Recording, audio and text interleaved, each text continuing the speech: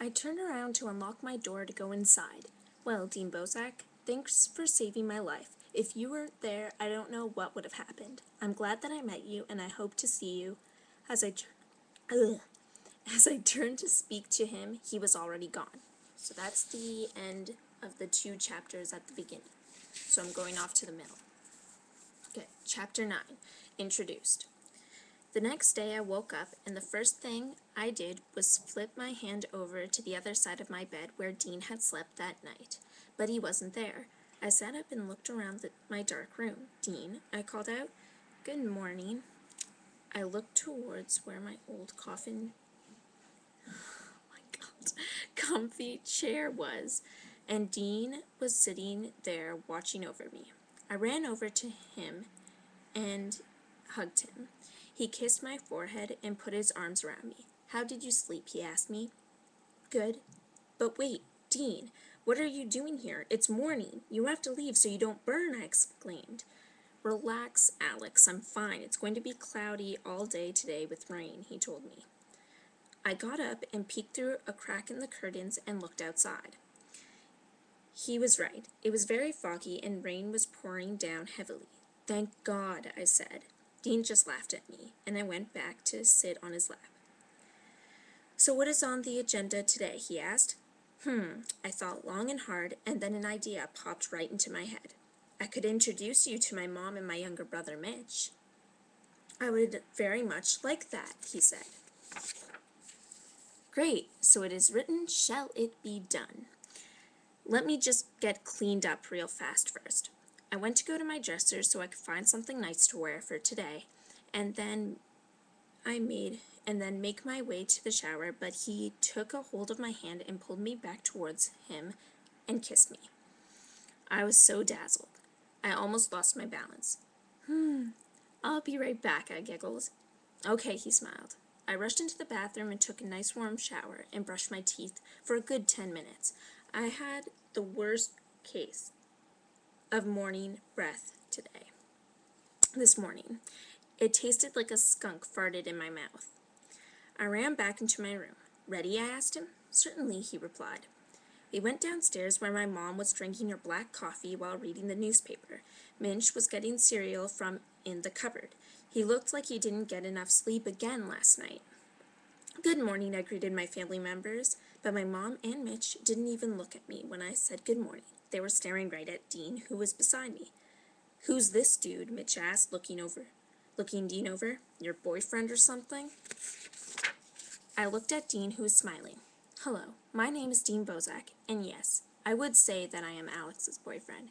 It's very nice to meet you, he said while offering to shake Mitch's hand. My brother just looked at him oddly and didn't even bother to shake Dean's hand. My mom, on the other hand, came up and gave Dean a friendly handshake. It's nice to meet you too, Dean, she said. He smiled nicely, and nodded.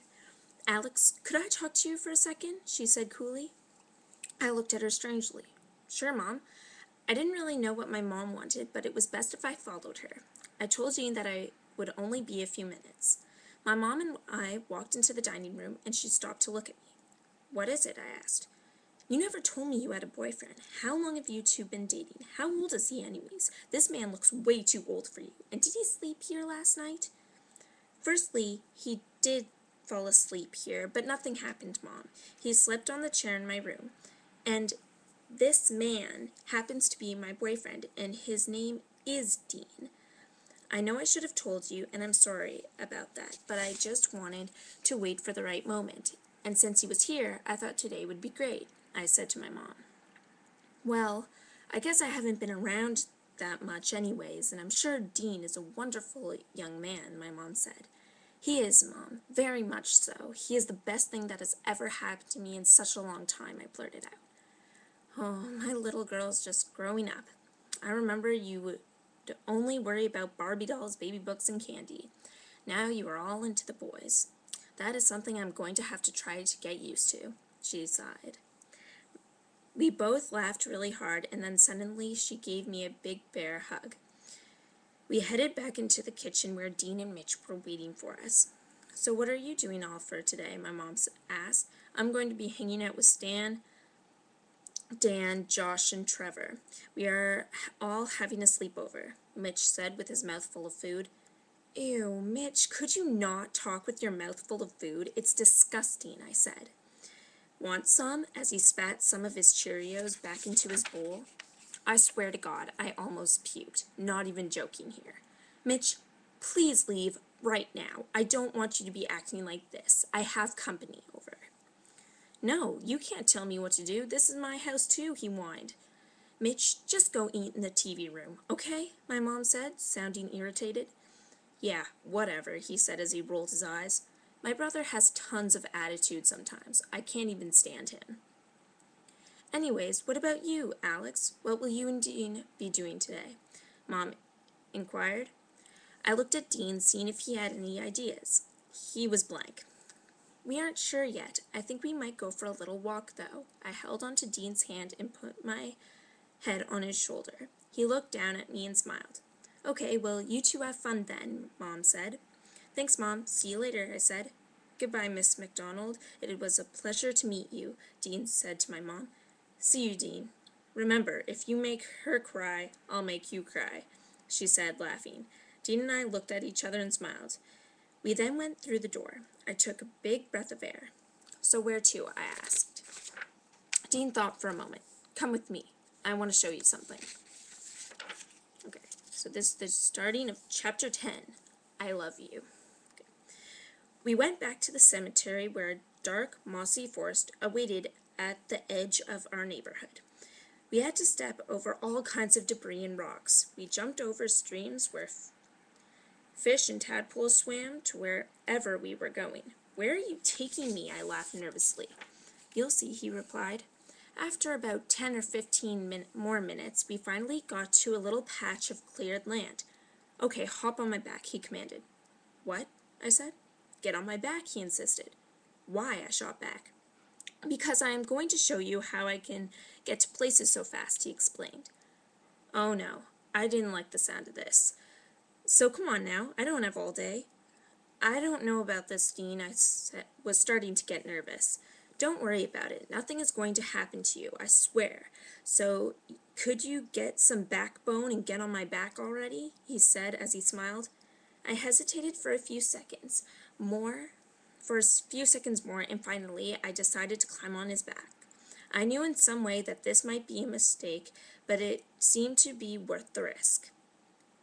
Okay, hang on tight. It might be a bumpy ride, he said. I squeezed as tight as I possibly could. Goodness, not that tight, Alex. I would rather not choke. Oh, sorry, I said as I loosened my grip a tiny bit. Then, before I knew it, we were off. It was nothing that I have ever experienced before in my whole entire life. The wind breezed through us as Dean ran through the trees of the woods. He was like a bullet fired from a gun as the trigger was pulled. He stopped at the top of a steep, rocky cliff. He let me down slowly. I had to go sit down for a while. I was feeling kind of woozy. You okay? He asked as he sat down beside me. Yep, I'm just fine. I do this all the time. I'm great, I said rather sarcastically. Actually, I felt like I was going to throw up. Oh, yeah, sorry about that, he said sheepishly, laughing. It's fine. I actually really enjoyed it. It was a great experience, I exclaimed. I got to my feet and walked over to the cliff to look down below at the dark, beautiful ocean with the crashing waves beating the shoreline.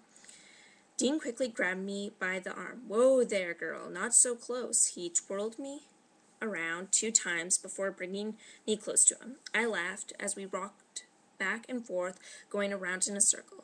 He was humming a very soothing song as we danced along the cliff. I love you, Dean Bozak, I whispered. And I love you, Alex McDonald, he replied. I hung out with Lori Sam the day after, having some girl time out. We went to a little corner store where we bought some smoothies and we grabbed a table. So Alex, what happened to you last night? I texted you like 5 times and you never answered, Lori